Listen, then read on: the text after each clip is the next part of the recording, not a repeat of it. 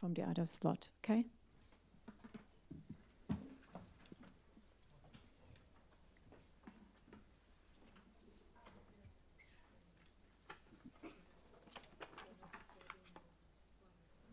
Yeah.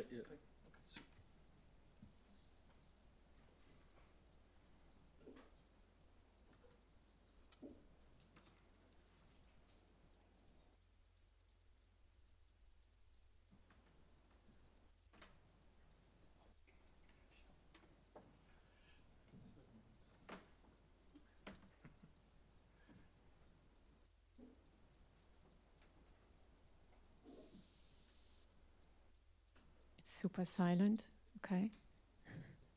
Everybody seems to be very curious to hear about this one. Let's give them another minute and then we might start.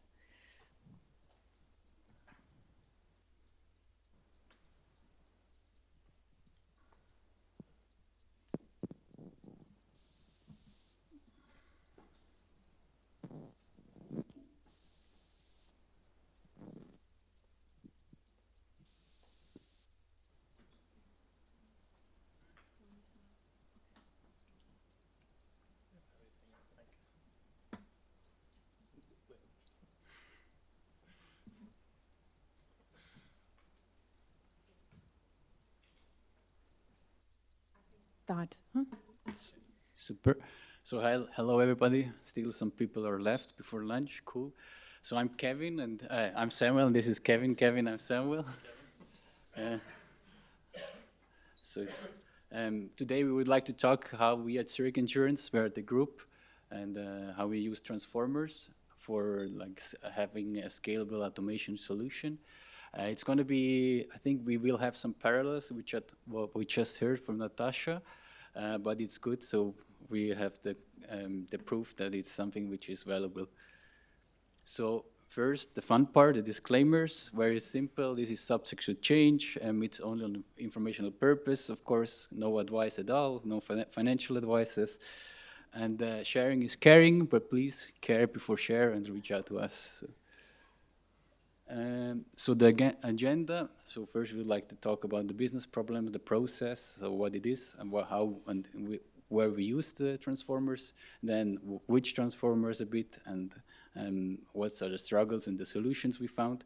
And then we would like to give some feedback to the academia, so what we learned or what we saw, and have this feedback loop, as like in machine learning we like to have.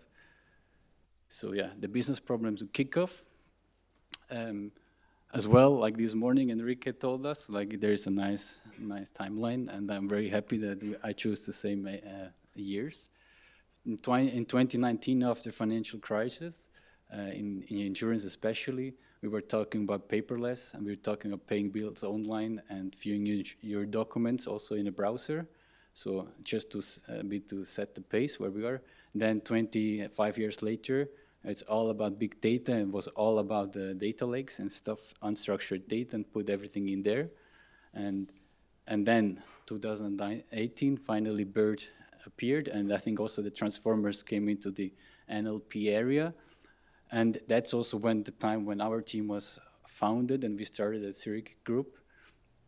And the last also 4 years, we were like trying to apply and working on this, to bring this automation on these new use cases coming from the machine learning environment into our business. So again, to a little bit set, 2015, there was the deep learning paper from LeCun in Nature. And if we compare to this, I hope we are somehow in a fair pace with the academia.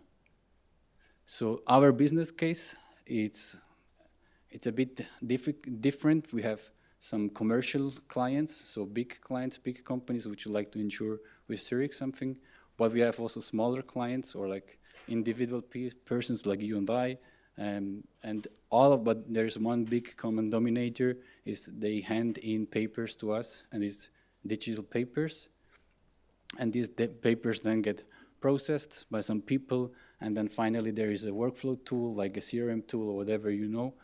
And we have some case handlers, so-called underwriters in the insurance world, which then work on your case and they give you a response.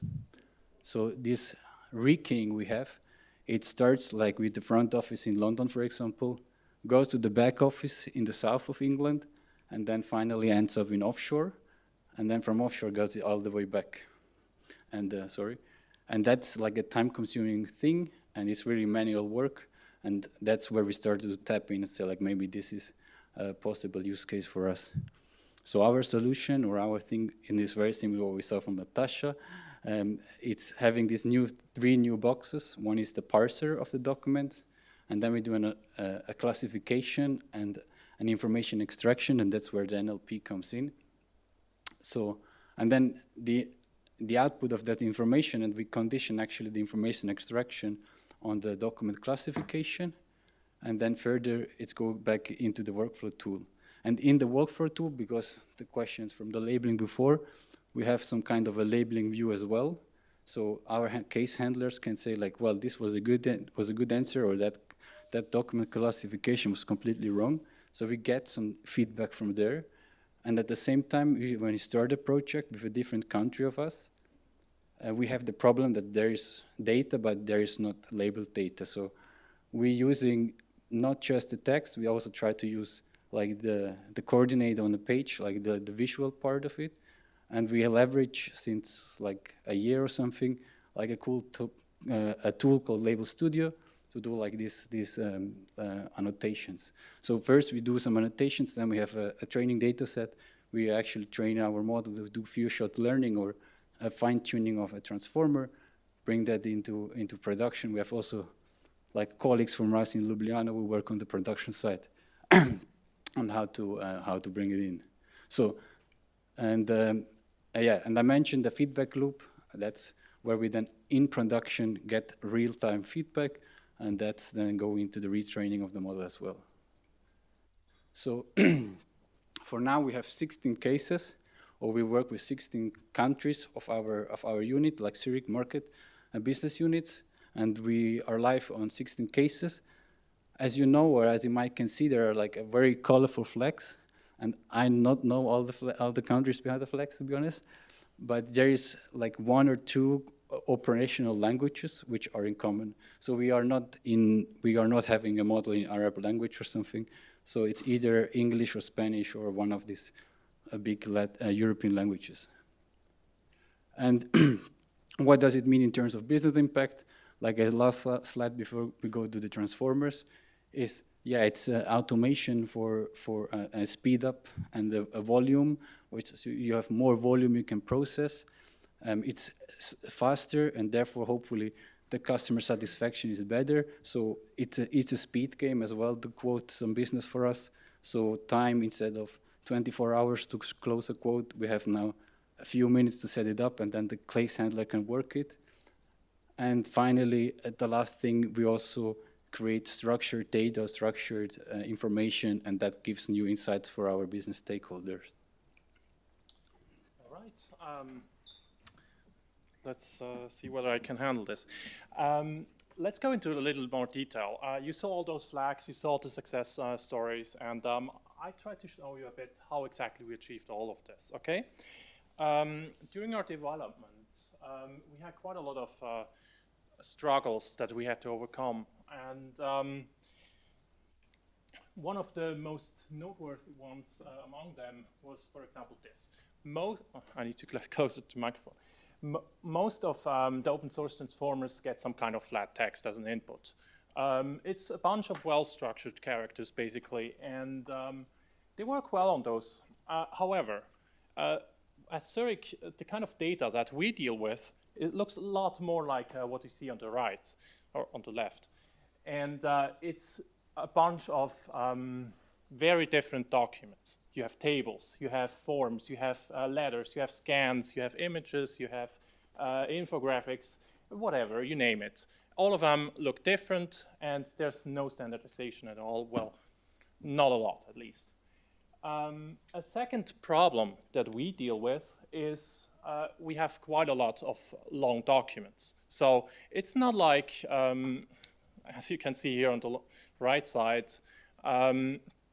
that you have, for example, a small paragraph consisting of 140 characters. No, it's more like the image that you see on the left there.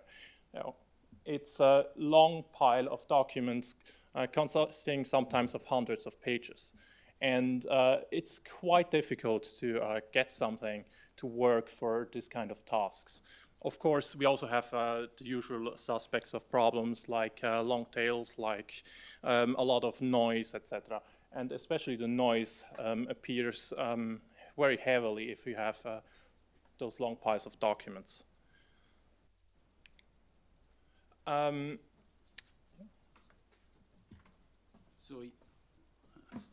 Hello. So the document classification, maybe to start off, that's one example. That's like a fairly, like almost a real world example we have. That's a submission. And well, we not only work with document PDFs, we also work with emails. So it could be the first thing what we are really interested in is like the so-called area of interest, or we want to reduce the noise in the data. In this case, we want to strip out of header and the footer, and we were like very glad to work with the team of Susis from ETH to actually leverage this technology stack. At the other hand, for example, on email side, we really want to strip, like first we get back the whole email chain. So like first I send you, you replied me again, back and forth, and that's the game. And then at the same time, you want to strip out like the opening and the closing of the actual message. And then in there you want to detect the intent. So it's a bit like this chatbot idea saying like, hey, I would like to please have a quote for this XYZ. So this is we have different classes and so on to actually deal with this area of interest segmentation. And then that piece, what we're interested in, and it's at the same time, it's also very important to be very selective because you might only have 512 tokens to spend to put into your transformer. That goes into, at the initial stage, we used BERT.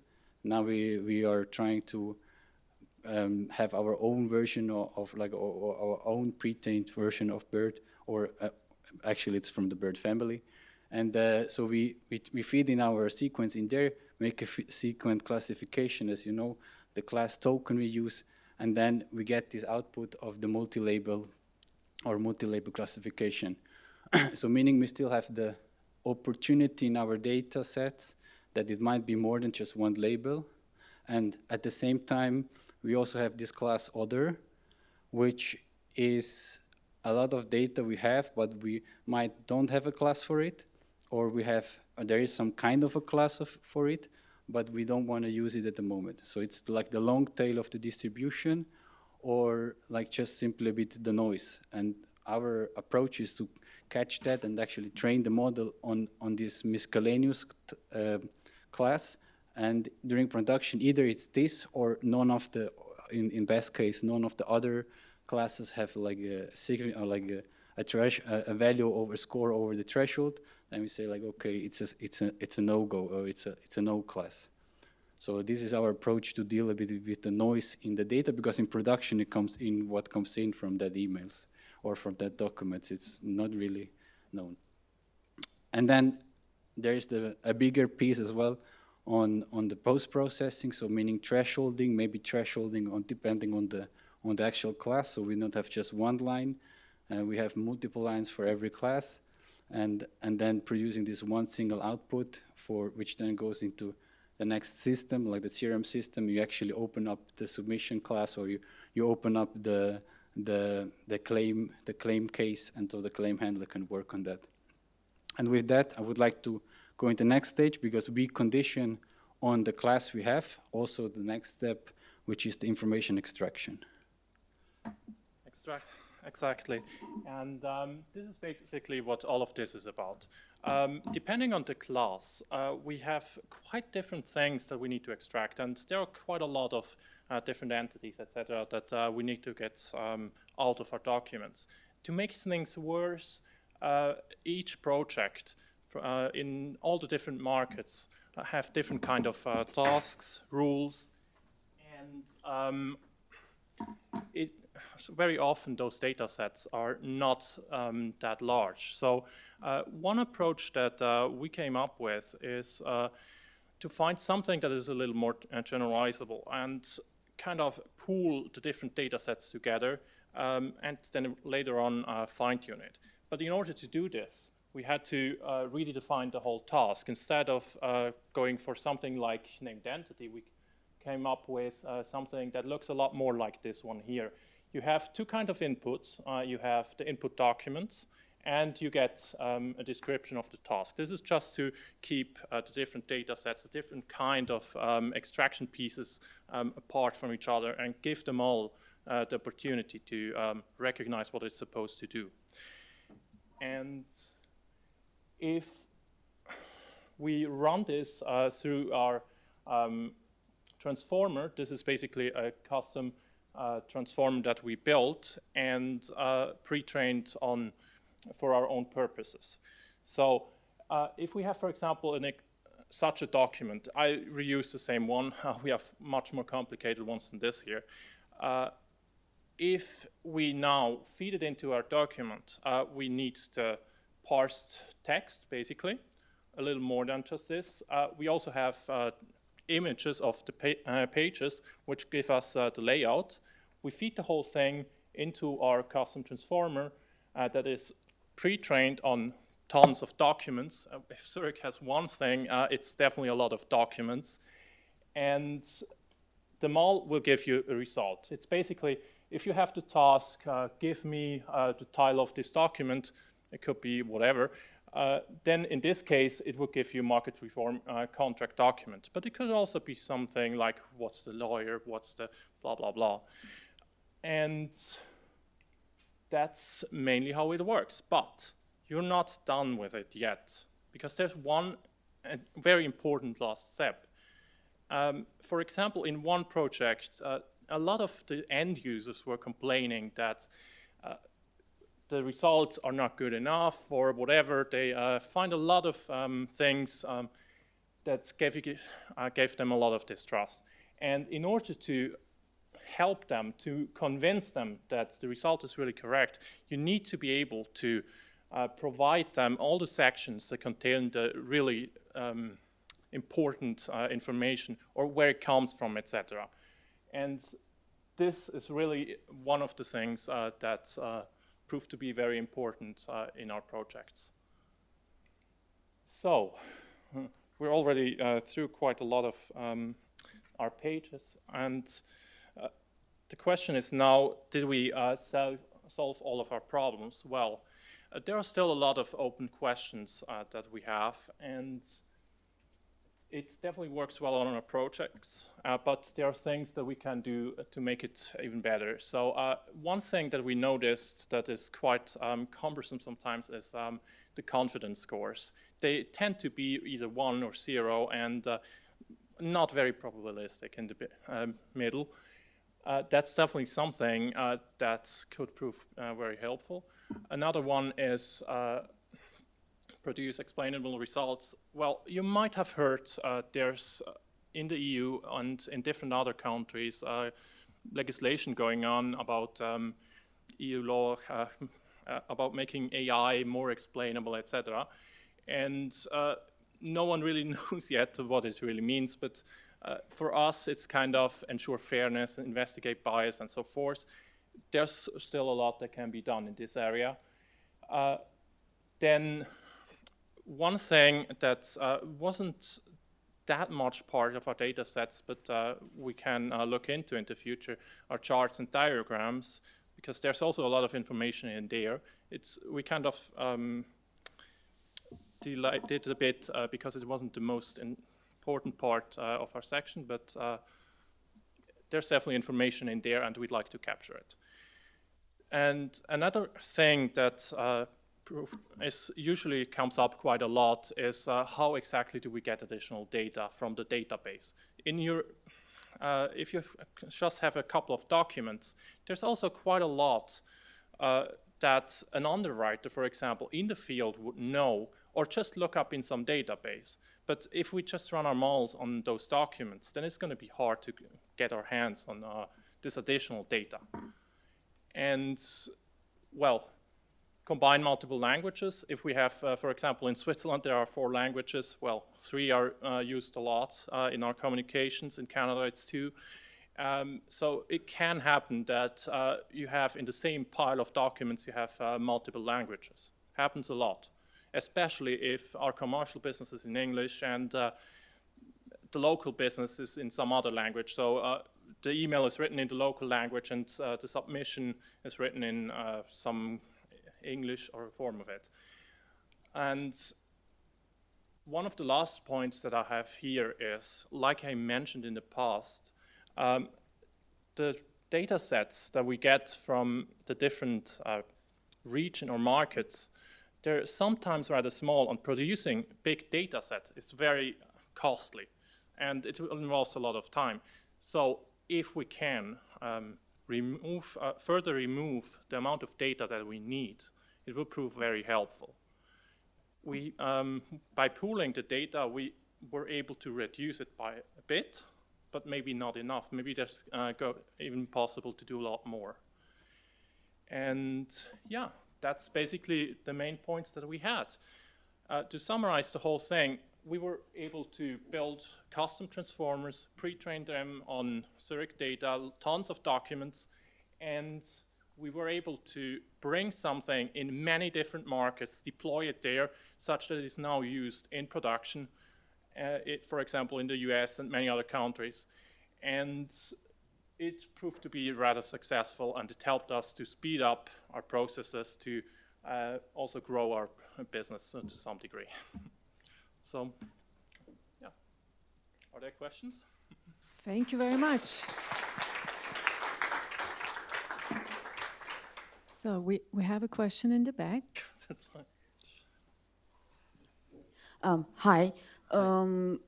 You said that you have data in multiple languages. Now, we kind of know that every run-of-the-mill model works really well on English, but when you move from there, it goes really bad. So when you're launching these data products in these multiple markets, do you have like a two-tier system of like one which works really well for English and, I don't know, a silver grade version which works somewhat good for Spanish or German?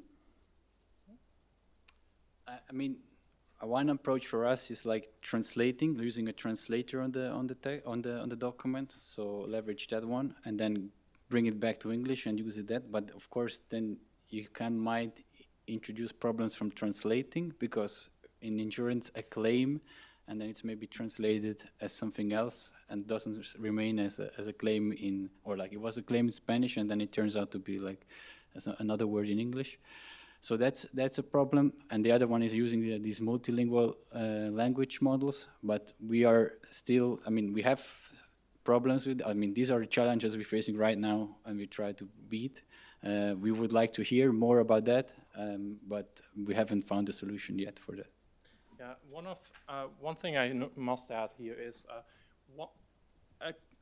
well, the beneficial part is basically a lot of our business is in English. Even if we do business in Malaysia, it's in English, and the rest of all the other languages, it's usually French, Italian, German, Spanish. So the big languages, and for those there are quite a lot of pre-trained models that we can use for the triage, for example. And for the extraction, where we have to pre-train it ourselves, we also have a lot of data in our own collection of documents. Okay, I think we had in the back.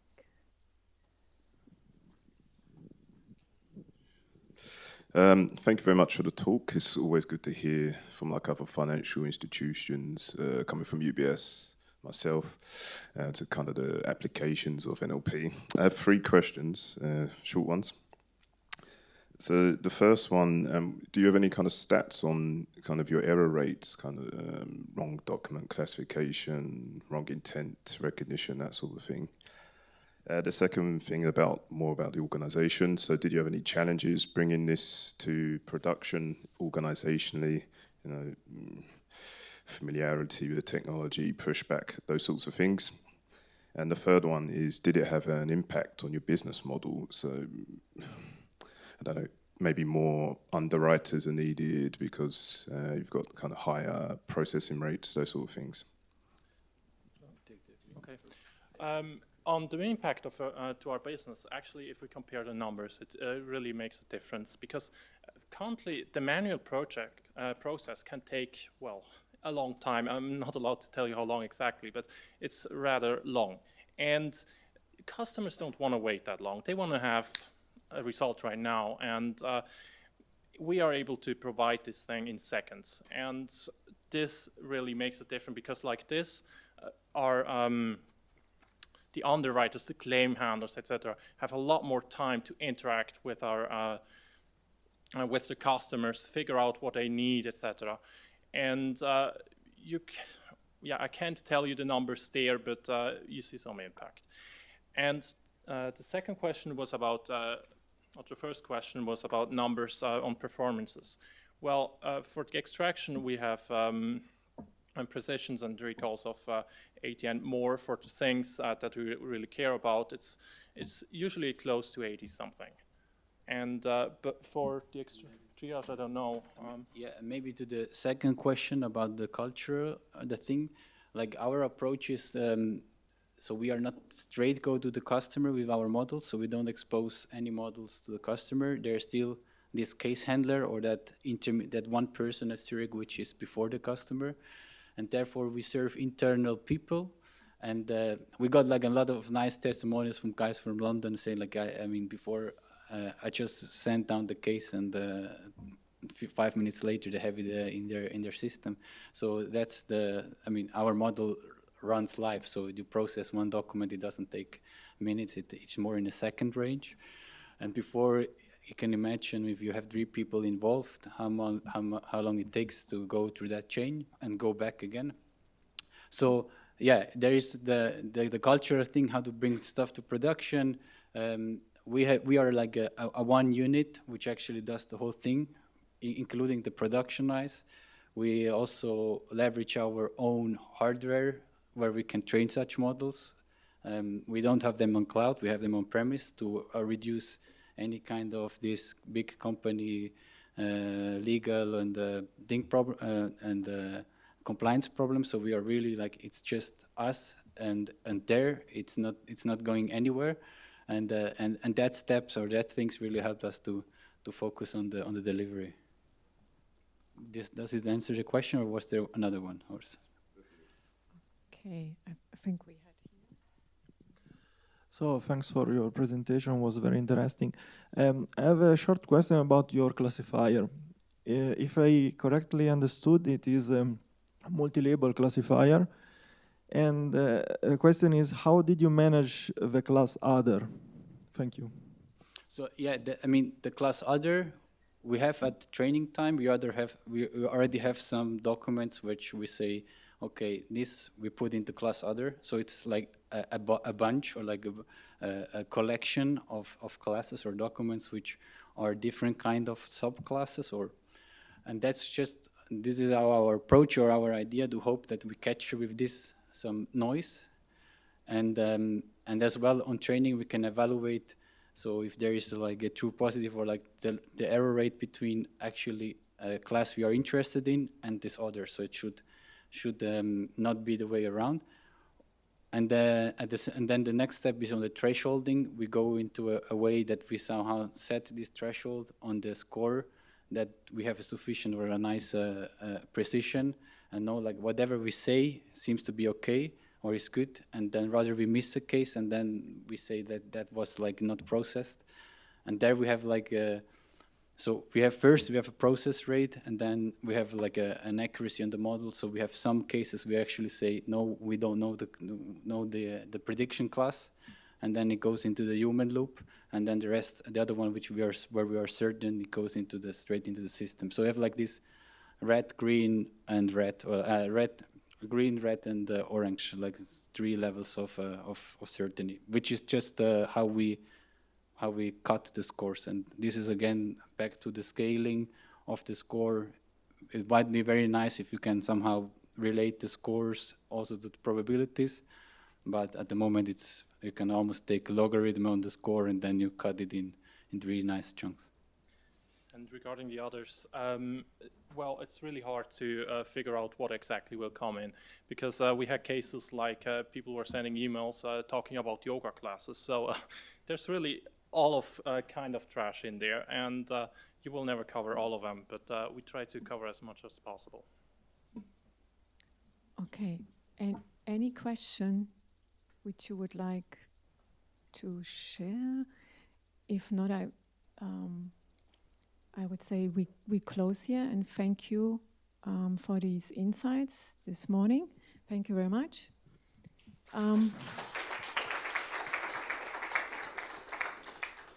I'd like to overall thank you to all of the speakers this morning. It was very insightful, getting information from corporates, but also startups.